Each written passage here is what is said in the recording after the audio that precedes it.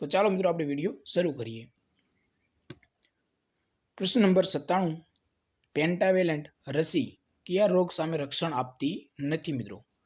તો નીચેનામાંથી તમને મિત્રો 4 ઓપ્શન આપેલા છે, ધનુર, ડિપ્થેરિયા અને હિપેટાઇટિસ એ એટલે કે સાદો કમળો અને એચ ઇન્ફ્લુએન્ઝા બી થી થતા રોગ। તો જવાબ તમારો આવશે મિત્રો જે પેન્ટાવેલેન્ટ રસી રહી એ હિપેટાઇટિસ એ સાથે રક્ષણ આપતી નથી એટલે કે સી ઓપ્શન તમારો રાઈટ આન્સર થશે। પ્રશ્ન નંબર 98 જોઈએ, 1 મહિનાથી નાના બાળકને બીસીજી રસી કેટલા ડોઝ આપશો મિત્રો? ખાસ 1 મહિનાથી નાના બાળકને બીસીજીના રસીનો કેટલો ડોઝ આપશો? તો મિત્રો જવાબ તમારો આવશે 1 મહિનાથી નાના એટલે કે 0.05 ml। ખાસ મિત્રો યાદ રાખજો 0.05 ml 1 મહિનાથી નીચે કહેવામાં આવ્યું છે મિત્રો। પ્રશ્ન નંબર 99 જોઈએ, બહુરૂપતા કયા રોગમાં જોવા મળે છે મિત્રો? તો અસબડા। ખાસ મિત્રો જવાબ આવશે તમારો એ ઓપ્શન, બહુરૂપતા કયા રોગમાં જોવા મળે છે? તો મિત્રો અસબડા રોગમાં જોવા મળે છે। પ્રશ્ન નંબર 100, મોંમાં પહેલી અને બીજી દાઢની ઉપરની ભાગે મિત્રો આવેલ શ્લેષ્મ ત્વચા ઉપર દેખાતા રાખોડી રંગના ચકામા એટલે કે કોમ્પ્લેક્સ સ્પોટ્સ કયા રોગના બહુ વહેલા નિદાન માટે ઉપયોગી છે મિત્રો? તો જવાબ આવશે મિત્રો ઓરી એટલે કે મિઝલ્સ એટલે કે જવાબ આવશે તમારો ડી ઓપ્શન મિત્રો। આ પ્રશ્ન ખૂબ જ પૂછાઈ ગયેલો અને ઘણા ખરા વિદ્યાર્થીઓને કન્ફ્યુઝન કરે તેવો પ્રશ્ન મિત્રો। તમારે આ કોમ્પ્લેક્સ સ્પોટ્સ એ યાદ રાખવાનું છે મિત્રો। પ્રશ્ન નંબર 101 જોઈએ, માઇકોબેક્ટેરિયમ ટ્યુબરકોલોસિસ નામના જીવાણુની શોધ કયા વૈજ્ઞાનિકે કરી હતી મિત્રો? તો જવાબ હશે મિત્રો એ ઓપ્શન, રોબર્ટ કોક દ્વારા કરવામાં આવી હતી। એ મિત્રો ખાસ યાદ રાખજો, રોબર્ટ કોક દ્વારા। પ્રશ્ન નંબર 102 જોઈએ, ટીબીની સારવારમાં અપાતી કઈ ગોળી, ખાસ મિત્રો અપાતી કઈ ગોળી લેવાથી લાલ રંગનો પેશાબ આવી શકે મિત્રો? Very most IMP question. ટીબીની સારવારમાં જો તમને એ ગોળી આપવામાં આવે તો મિત્રો તમારો પેશાબ એ લાલ કલરનો આવી શકે। તો મિત્રો ખાસ લાલ કલરનો જો પેશાબ આવી શકે તો મિત્રો એ હોય ગોળી રિફામ્પિસિન એટલે કે બી ઓપ્શન તમારો રાઈટ આન્સર થશે મિત્રો। પ્રશ્ન નંબર 103 જોઈએ, આમાંથી કયા જીવાણુ ઝાડાનો રોગકારક નથી? એટલે કે મિત્રો તમને 4 ઓપ્શન આપેલા છે, એમાંથી કયો મિત્રો ઝાડાનો રોગકારક નથી? તો મિત્રો જવાબ તમારો આવશે ડી ઓપ્શન, ખાસ ટાર્સિનિયા પેસ્ટિસ એટલે કે ડી ઓપ્શન। પ્રશ્ન નંબર 104 જોઈએ, ફાલ્સીપેરમ મેલેરિયાની સારવારમાં અપાતી મિત્રો આર્સેટ્યુનેટ કોમ્બિનેશન થેરાપી એટલે કે એસીટી માં કઈ દવાનો સમાવેશ થતો નથી મિત્રો? વેરી મોસ્ટ આઈએમપી ક્વેશ્ચન મિત્રો, એમપીએસડબ્લ્યુના વિદ્યાર્થી મિત્રોને ખૂબ જ ઉપયોગી બને તેવો પ્રશ્ન મિત્રો। તો મિત્રો આર્સેટ્યુનેટનો પણ ઉપયોગ થાય છે, સલ્ફાડોક્સિન પ્લસ પાયરામિથામાઇનનો પણ મિત્રો સમાવેશ થાય અને પ્રિમાક્વિનનો પણ સમાવેશ થાય, જ્યારે મિત્રો ક્લોરોક્વિનનો સમાવેશ થતો નથી એટલે કે તમારો રાઈટ આન્સર આવશે મિત્રો ક્લોરોક્વિન, કારણ કે તમને પૂછવામાં આવેલું છે કે નથી મિત્રો, એ યાદ રાખો મિત્રો। પ્રશ્ન જ્યારે તમે જવાબ આપતા હોય ત્યારે મિત્રો સંપૂર્ણ પ્રશ્ન વાંચીને તમારે જવાબ આપવો। પ્રશ્ન નંબર 105, 30,000ની વસ્તી ધરાવતા પ્રાથમિક આરોગ્ય કેન્દ્રમાં 2022ના વર્ષમાં મેલેરિયાના 45 પોઝિટિવ કેસ જાહેર થયેલ છે।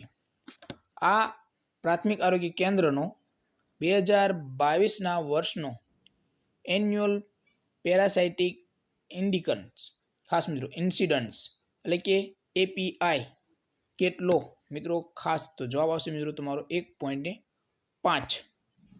પ્રશ્ન નંબર 106 જોઈએ, પુખ્ત મચ્છરોના નાશ માટે ઇન્ડોર રેસિડ્યુઅલ સ્પ્રે એટલે કે આઈઆરએસ ખાસ મિત્રો તરીકે ઘરની અંદર હાલ કઈ દવાનો છંટકાવ કરવામાં આવે છે?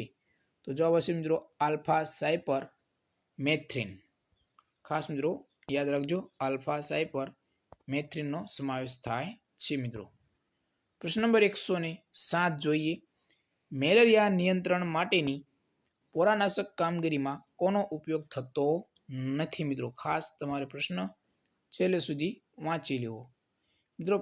મેલેરિયાના નિયંત્રણ માટે પોરાનાશક કામગીરી માટે જો ઉપયોગ ન થતો હોય તો મિત્રો પાયરેથ્રમ 2% એનો સમાવેશ થતો નથી. બાકી એબેટ, બીટીઆઈ અને મેલેરિયા લાર્વિસાઇડ ઓઇલ આ બધાનો સમાવેશ થાય છે મિત્રો. પ્રશ્ન નંબર 108 જોઈએ. ડેન્ગ્યુ તાવ કયા મચ્છરની ચેપી માદાના કરડવાથી થાય છે મિત્રો?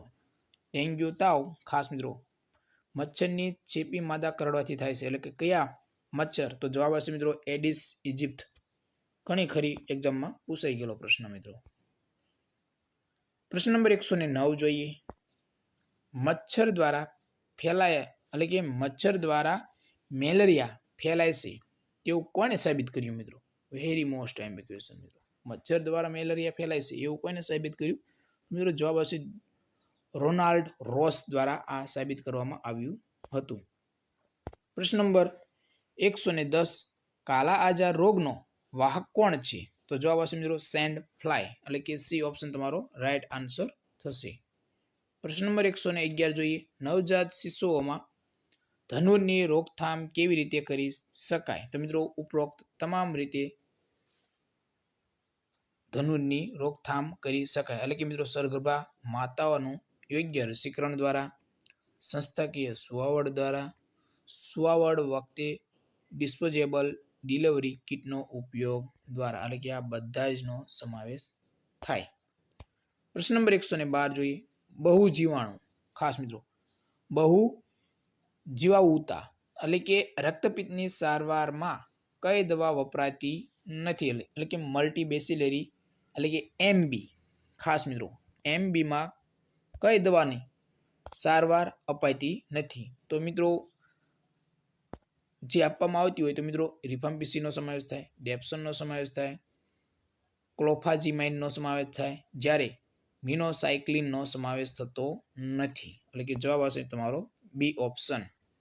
પ્રશ્ન નંબર જોઈએ મિત્રો 113. વિશ્વ આરોગ્ય સંસ્થા દ્વારા સૂચિત ઓઆરએસ પેકેટના બંધારણમાં સોડિયમ ક્લોરાઇડ એટલે કે ખાવાનું મીઠું કેટલા ગ્રામ હોય છે?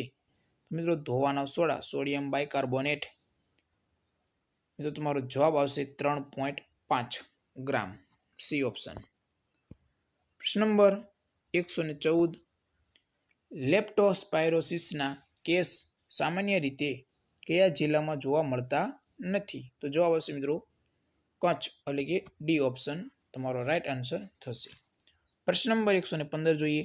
હ્યુમન ઇન્ડુનો ડિફિન્સી વાયરસ એટલે કે HIV શરીરના કયા કોષો ઉપર ત્રાટકી તેનો નાશ કરે છે મિત્રો? તો જવાબ આવશે મિત્રો ટી ફોર લિમ્ફોસાઇટ. એટલે કે બી ઓપ્શન તમારો રાઈટ આન્સર. પ્રશ્ન નંબર મિત્રો 116. ભારતમાં અંધત્વનું મુખ્ય કારણ કયું છે મિત્રો? Very most IMP question. ભારતમાં અંધત્વનું મુખ્ય કારણ કયું છે? તો જવાબ આવશે મિત્રો મોતિયો બિંદુ કેટરેક્ટ. એટલે કે એ ઓપ્શન. ઘણા ખરા આમાં વિદ્યાર્થી મિત્રો વિટામિન એ પણ સિલેક્ટ કરશે અને ઝામર પણ સિલેક્ટ કરશે. એટલે મિત્રો ખાસ યાદ રાખવું તમારો જવાબ આવશે મોતિયો કેરેક્ટર. ખાસ મિત્રો કેટરેક્ટ. તો મિત્રો આજે આપણે 116 પ્રશ્ન સુધી રાખશું.